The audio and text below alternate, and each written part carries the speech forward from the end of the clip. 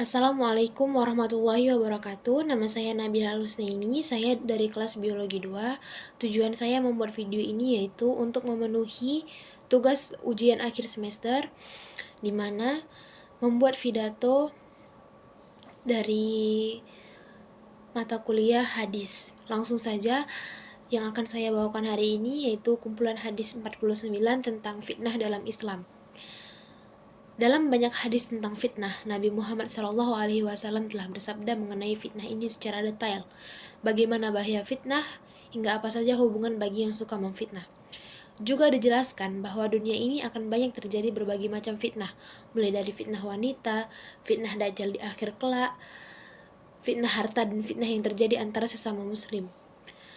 Kata fitnah berasal dari bahasa Arab, yaitu al-fitnatu, yang bermakna ujian dan cobaan. Di dalam Al-Quran dan hadis tentang larangan fitnah sendiri ada banyak, seperti fitnah yang bermaksud syirik dalam Islam, berpaling dari jalan yang benar, sesat, pembunuhan dan kebinasaan, perselisihan dan peperangan, kemungkaran dan kemaksiatan, dan lain-lain. Termasuk adalah menyebar berita dusta atau bohong, atau juga mengada-ngada yang kemudian merugikan orang lain juga termasuk dalam fitnah. Juga dijelaskan di kondisi zaman yang dipenuhi fitnah yang bermacam-macam. Salah satu bahaya fitnah adalah bisa menimbulkan kesengsaraan. Oleh sebab itu, berita yang disebarkan tidaklah benar. Fitnah sangat merugikan terutama bagi orang yang difitnah, dan bisa saja harga dirinya hancur di mata masyarakat dan menjadi bahan cemoohan. Sedangkan bagi yang memfitnah sendiri tidak akan lagi bisa dipercaya, dan setiap orang pasti akan menjauhinya. Perbuatan fitnah ini sangatlah dibenci Allah Subhanahu wa Ta'ala dan dilarang keras menurut syariat Islam. Bahkan dikatakan jika fitnah lebih kejam daripada pembunuhan. Maka dari itu, kita dilarang memfitnah siapapun juga karena hanya menimbulkan kerusakan dan yang memfitnah akan mendapatkan dosa besar. Hal ini bisa ditemui di dalil hadis tentang fitnah di mana Nabi Muhammad SAW sudah menjelaskan seputar fitnah ini. Langsung saja untuk lebih jelasnya. Anna Abu Hurairah radhiyallahu anhu qala Rasulullah sallallahu alaihi wasallam yataqarabu zaman wa yuqbadul ilmu wa tazharul fitnatu wa yulqi syuhu wa yakthurul harju, yang artinya zaman akan semakin dekat, dicabutnya ilmu, akan timbul fitnah-fitnah, dimasukkan ke dalam hati sifat kikir, dan akan banyak hal lagi. Mereka, para sahabatnya bertanya, apakah al-harj, wahai Rasulullah? Beliau menjawab, pembunuhan. Hadis riwayat Bukhari dan Muslim.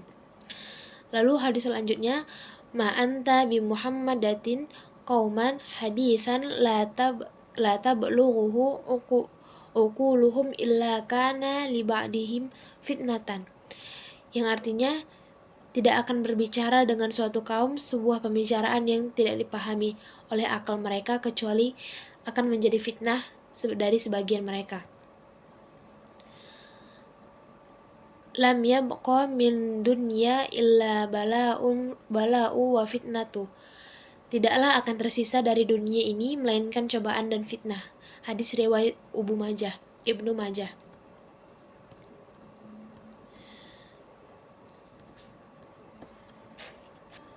Lalu dari Abu Musa al-Asy'ari, ia berkata, Rasulullah Shallallahu Alaihi Wasallam bersabda, sesungguhnya menjelang terjadinya hari kiamat akan terjadi berbagai macam fitnah, seperti potongan-potongan kegelapan malam, di mana seorang beriman di waktu pagi hari kemudian menjadi kafir di sore hari, ataupun beriman di sore hari kemudian menjadi kafir di pagi hari.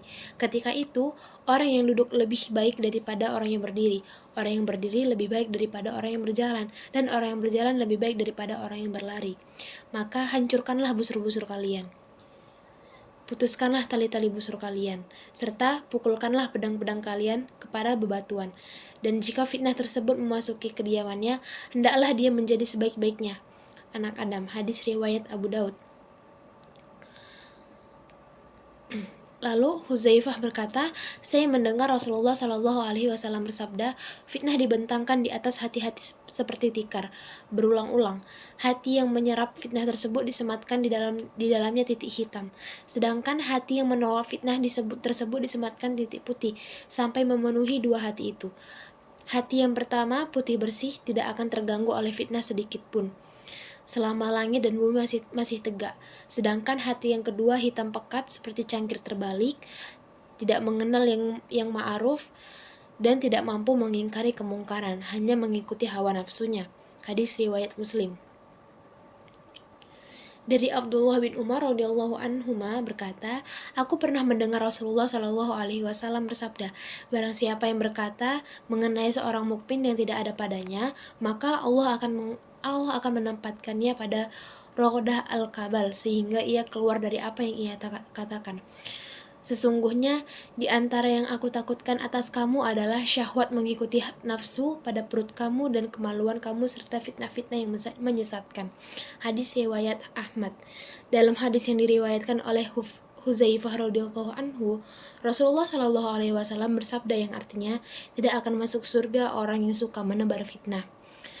Telah menceritakan kepada kami, Ali bin Abdullah telah menceritakan kepada kami, Azhar bin Sa'ad dari Ibnu Aun, dari Nafi, dari Ibnu Umar mengatakan, Nabi Shallallahu alaihi wasallam pernah memanjatkan doa, di mana bunyi doanya, ya Allah, berilah kami barokah dalam Syam kami. Ya Allah, berilah kami barokah dalam Yaman kami. Para sahabat berkata, ya Rasulullah, dan juga dalam Najd kami. Rasulullah Shallallahu alaihi wasallam membaca doa, ya Allah, berilah kami barokah dalam Syam kami. Ya Allah, berilah kami barokah dalam Yaman kami. Para sahabat berkata, ya Rasulullah, juga dalam Najd kami. Dan seingatku, pada kali ketiga beliau bersabda, di sanalah muncul keguncangan dan fitnah, dan di sanalah tanduk setan muncul. Lalu telah menceritakan kepada kami, Abdullah bin Yusuf telah mengabarkan kepada kami, Malik dari Abdurrahman bin Abdullah bin Abi Sa'sa'ah dari ayahnya, dari Abu Sa'id Al-Khudri radhiyallahu anhu, bahwasanya ia menuturkan, Rasulullah shallallahu alaihi wasallam berkata, tak lama lagi sebaik-baik harta seseorang muslim adalah kambing yang ia gembalakan di lereng-lereng gunung dan tempat-tempat hujan turun. Ia lari untuk menyelamatkan agamanya dari gelombang fitnah. Lalu dari Ibnu Abbas radhiyallahu anhu bahwa sesungguhnya Rasulullah shallallahu alaihi wasallam pernah berjalan melewati dua kuburan. Kemudian beliau bersabda, sesungguhnya dua orang ahli kubur itu disiksa dan keduanya tidak disiksa karena dosa besar. Ya benar, sesungguhnya dosa itu adalah besar. Salah seorang di antaranya kedua adalah berjalan di muka bumi dengan menyebarkan fitnah atau mengumpat, sedang salah seorang lainnya tidak bertirai ketika kencing. Hadis riwayat Bukhari dan Muslim.